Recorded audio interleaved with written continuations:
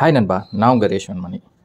நம்ம இந்த ஃபிசிக்கல் உலகத்துலேயும் வேறு ஒரு டைமென்ஷன்லேயும் ஒரு கனெக்ஷனை உருவாக்குறது நம்மளோட கண் அப்படின்னு சொல்கிறாங்க. ஆக்சுவலாக கண்ணை வச்சு நிறைய பேரை வசியம் பண்ண முடியும், அதாவது அட்ராக்ட் பண்ண முடியும் அப்படின்னு சொல்கிறாங்க. நம்மளோட எனர்ஜி நம்ம உடம்புல இருந்து பல வகையில் வெளியே போகுது. அதில் ஒரு முக்கியமான வகை கண் அப்படின்னு சொல்கிறாங்க. நம்ம ஒரு விஷயத்தை உத்து பார்க்குறோம் அப்படின்னா அது கண்ணில் இருக்கக்கூடிய ஒரு எனர்ஜி ஒன்று வெளிவரும் அப்படின்னு சொல்கிறாங்க. இது எல்லாமே தாண்டி இந்த உலகத்தையும், அதாவது வெளி உலகத்தையும் உள்ளே இருக்கிற இன்டர்னல் உலகத்தையும் கனெக்ட் பண்ணுறது அப்படிங்கிறது கண். கரெக்டாக? இது எல்லாருக்குமே தெரியும். அந்த கண்ணுக்கு நம்ம எந்த அளவுக்கு இம்பார்ட்டன்ஸ் கொடுக்குறோம் அப்படின்னா அதில் ஒரு கேள்விக்குறி தான். நிறைய பேர் இப்போ சின்ன வயசுலேயே கண்ணாடி போட்டுட்ருக்காங்க.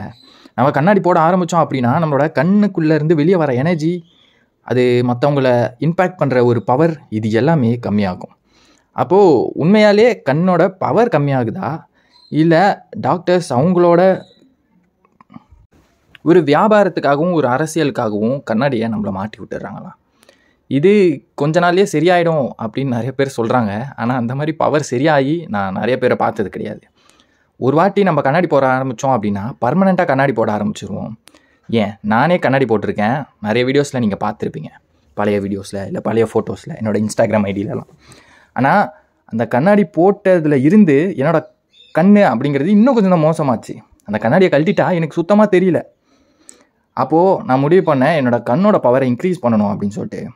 ஸோ நிறைய வீடியோஸ், நிறைய ரிசர்ச் பண்ணேன். அப்போ தான் எனக்கு ஒரு விஷயம் புரிஞ்சுது.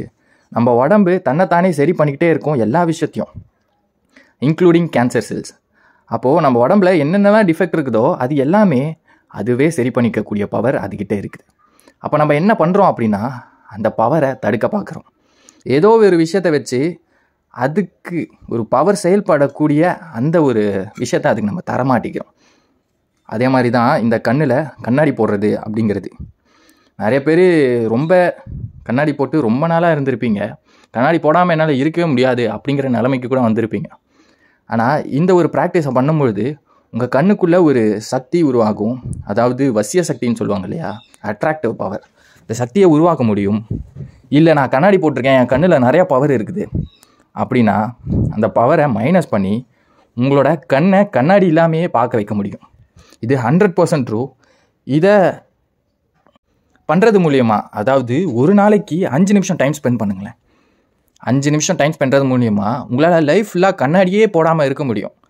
நம்மள மாதிரி சின்ன பசங்க, நான் சின்ன வயசுலாம் கண்ணாடி போடணும் அப்படின்னு சொல்லிட்டு ரொம்ப ஆசைப்பட்டேன்.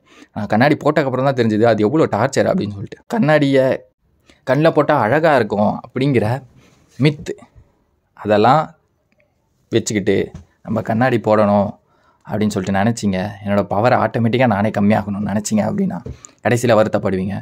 உங்களோட பவரை திரும்பி ரீட்டைன் பண்ணுறதுக்கு இந்த ப்ராக்டிஸை பண்ணுங்கள். டெய்லி 5 மினிட்ஸ் காலையில் வெறும் வயிற்றில்.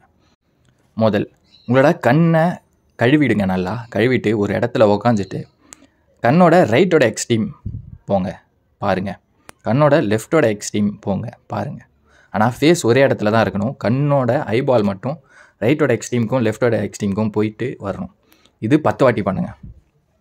செகண்ட் ஒன், கண்ணோட மேலேயோட எக்ஸ்ட்ரீம், அதாவது கண்ணோட டாப். உங்கள் ஞாபகம் வச்சுக்கோங்க, உங்களோட ஃபேஸ் அப்படிங்கிறது ஒரே இடத்துல தான் ஸ்டேபிளாக இருக்கணும். கண்ணோட மேலேயோட எக்ஸ்ட்ரீம், கண்ணோட கீழேயோட எக்ஸ்ட்ரீம். இது 10 வாட்டி பண்ணுங்கள்.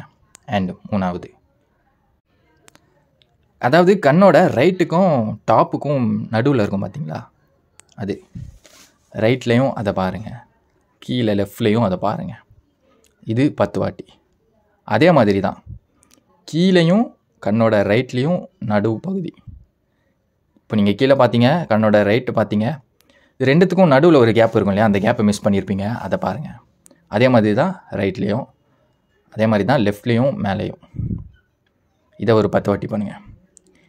அண்ட் ஒரு சர்க்குலர் மோஷன், கிளாக் வைஸாக, ஃபேஸ் அப்படி தான் இருக்கணும், ஞாபகம் வச்சுக்கோங்க. கிளாக் வைஸாக சுற்றுங்க 10 வாட்டி. இதே ஆன்டி கிளாக் வைஸாக சுற்றுங்க 10 வாட்டி.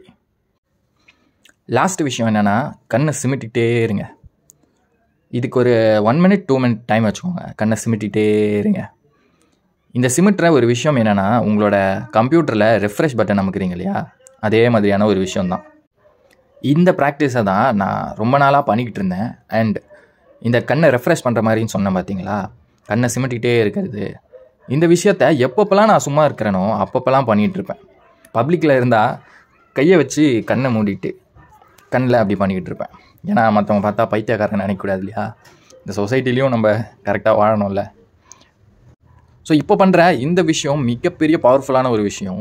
இது பண்ணுறதால உங்களால் கண்ணாடியை தூக்கி போட்டுற முடியும். உங்களோட கண்ணோட பவரையும் உங்களால் ரீட்டைன் பண்ண முடியும். இந்த வீடியோ உங்களுக்கு பிடிச்சிருந்தது அப்படின்னா லைக் பண்ணுங்கள். உங்களுக்கு ஏதாவது டவுட் இருந்தது அப்படின்னா கீழே கமெண்ட்டில் சொல்லுங்கள். நம்ம சேனல் இன்னும் சப்ஸ்கிரைப் பண்ணல அப்படின்னா சப்ஸ்கிரைப் பண்ணிக்கோங்க. இதை மற்றவங்களுக்கு தேவை அப்படின்னா அவங்களுக்கு ஷேர் பண்ணுங்கள். மீண்டும் அடுத்த ஒரு வீடியோவில் மீட் பண்ணுவோம். மாற்றம் என்பது நம்மளிருந்து தொடங்கும். நன்றி.